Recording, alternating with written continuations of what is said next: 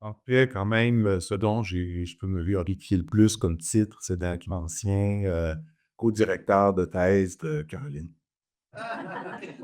Donc, tu sais, c'est un méchant défi de venir présenter après Patricia Deslunes, Luc Vigneault et Marie-Ève Côté. Je me sens un peu comme l'artiste local qui vient donner son show après les Rolling Stones puis Taylor Swift. Là, lui, fais-toi-en pas, c'est pas toi Taylor Swift. Bon, je viens vous présenter notre cadre conceptuel d'une approche de soins axée sur le rétablissement. C'est un titre provisoire, cependant.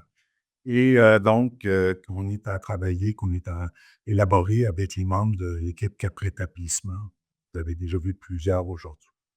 Donc, si on y va un peu dans la mise en contexte, pourquoi faire un modèle?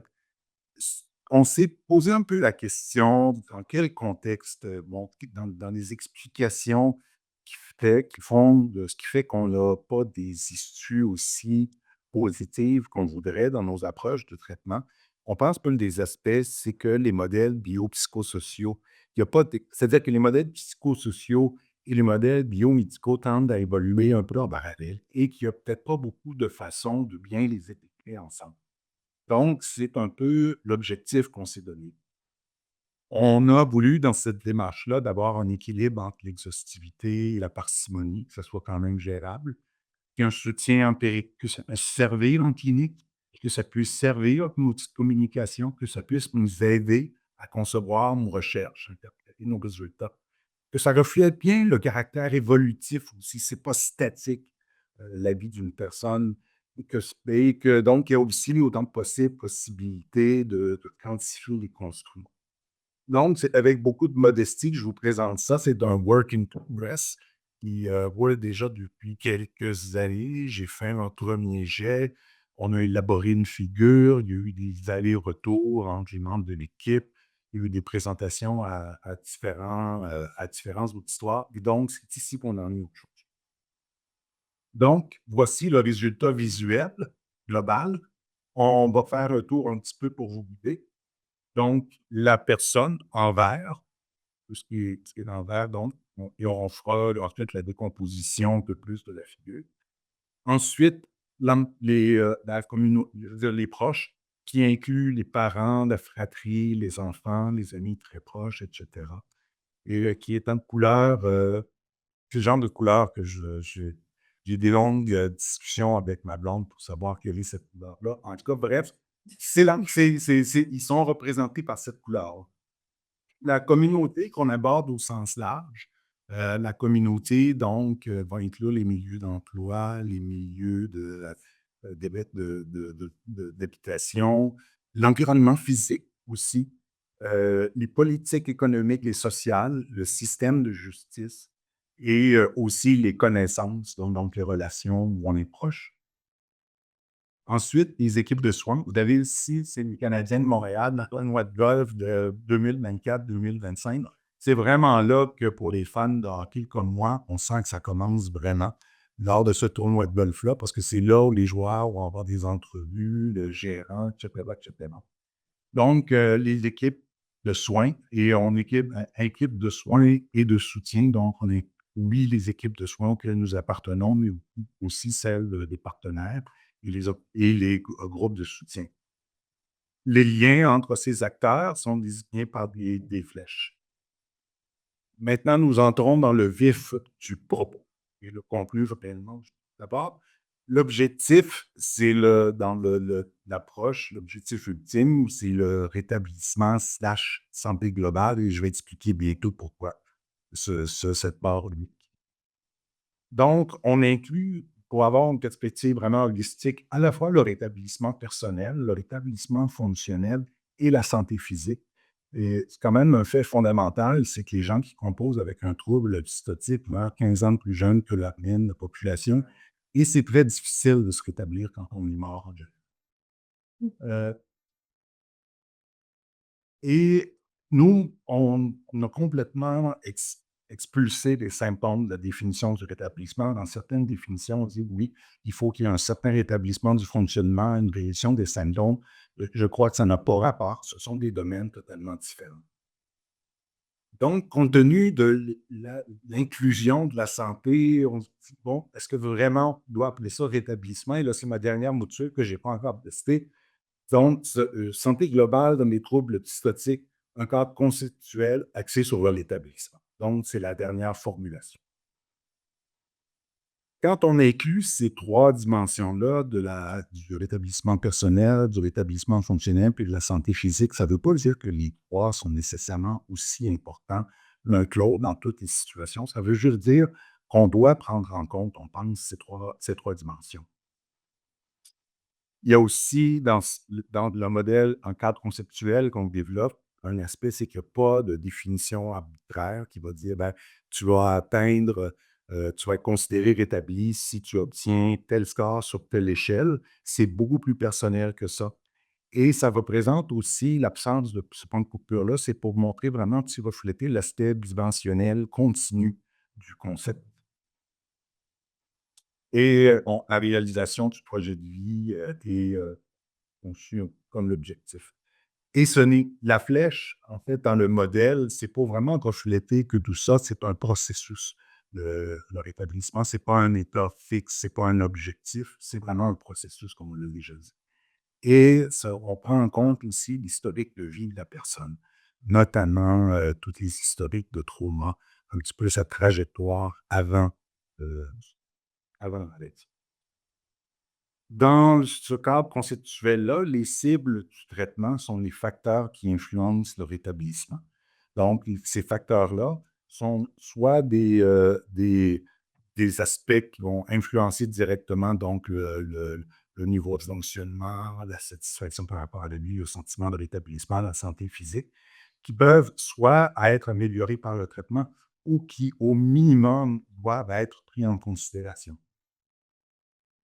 Donc, ils peuvent concerner chacun des acteurs, soit les proches, la personne et la communauté.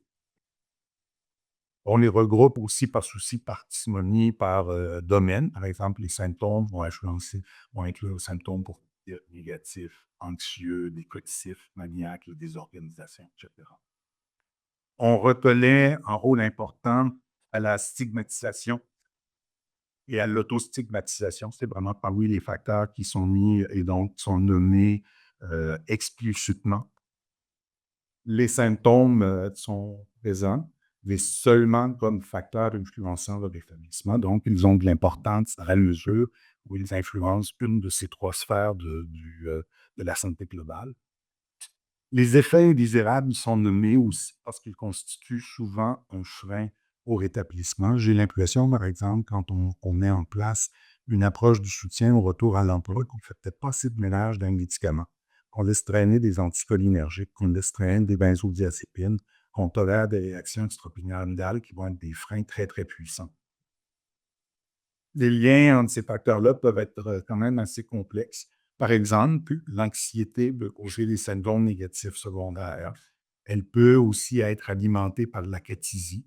Et donc, tout ça parfois va, par exemple, être géré par la consommation d'alcool. Bref, c'est complexe, tous ces aspects-là.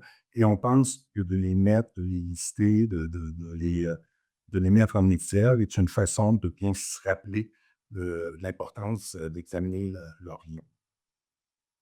Les moyens donc, dont on dispose pour soutenir leur établissement sont les interventions évidemment. Donc, aussi encore une fois, on ne peut pas par exemple, nommer chacune des approches psychologiques. On regroupe la remédiation cognitive, la thérapie cognitivo-comportementale et cetera au sein des approches psychologiques. Encore une fois, par souci quand même un peu de parcimonie. On reconnaît l'importance des partenaires. Donc, c'est pas seulement une équipe clinique, par exemple une équipe PEP, c'est vraiment l'ensemble des autres partenaires qui doivent être pris en considération. On reconnaît l'importance aussi de la parentage et de la parentance famille. On n'a pas gardé ça comme par exemple, une approche de soutien parmi les autres. Et vraiment, c'est vraiment un groupe d'approche qui est mis en exergue. On prend en considération aussi, ce cadre conceptuel-là, pour nous, est une façon aussi d'inviter à considérer les différentes cibles possibles, d'un traitement et les différents aspects qu'on peut, toucher simultanément. Par exemple, On prend un antipsychotique, on cherche à diminuer la sévérité des symptômes positifs, mais ce faisant, on peut causer des effets indésirables qui, par exemple, vont avoir des répercussions au plan physique. Et tout ça, la prise du médicament, ainsi que, par exemple, la prise de poids, peuvent nourrir l'autostigmatisation. Donc, c'est un petit peu la façon de dire, quand on cible quelque chose, une cible, il faut penser à ce que ça va avoir comme répercussion sur d'autres cibles et ultimement, quel sera le résultat sur la santé globale. Et évidemment, au-delà du quoi, il y a le comment.